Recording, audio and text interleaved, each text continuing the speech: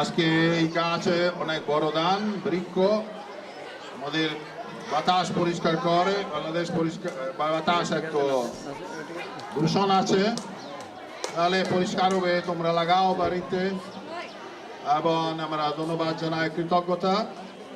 আর শুভ পরিবেশ, গাছ এবং এডুকেশন একসাথে যায়। হ্যাঁ, গাছ হইল এডুকেশনের, শিক্ষার হলো একটা চিহ্ন। তাহলে এই গাছ যত্ন করো এবং তোমাদের ভালো করবে।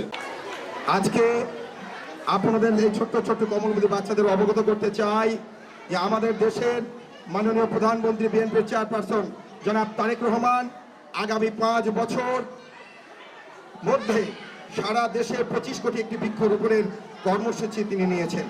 তারই আলোকে নাটোর জেলা বিএনপি আজকে এই মরিয়ম স্কুলের কোমলমতি ছোট ছোট শিশু বাচ্চাদের হাতে আমরা বনজ, ফলজ এবং ঔষধি গাছগুলো আমরা তাদের হাতে তুলে দিয়েছি।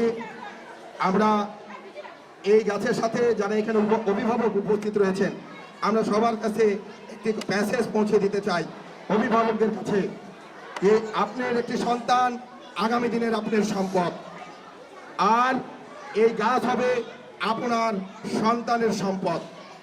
এই গাছ আস্তে আস্তে এই সম্পদ আপনার জন্য আগামী দিনে এই শিশু যখন বড় হয়ে পড়ালেখা শেষ করবে, এই গাছও একসময় বড় হয়ে আপনাদেরকে ফল দিতে শুরু করবে।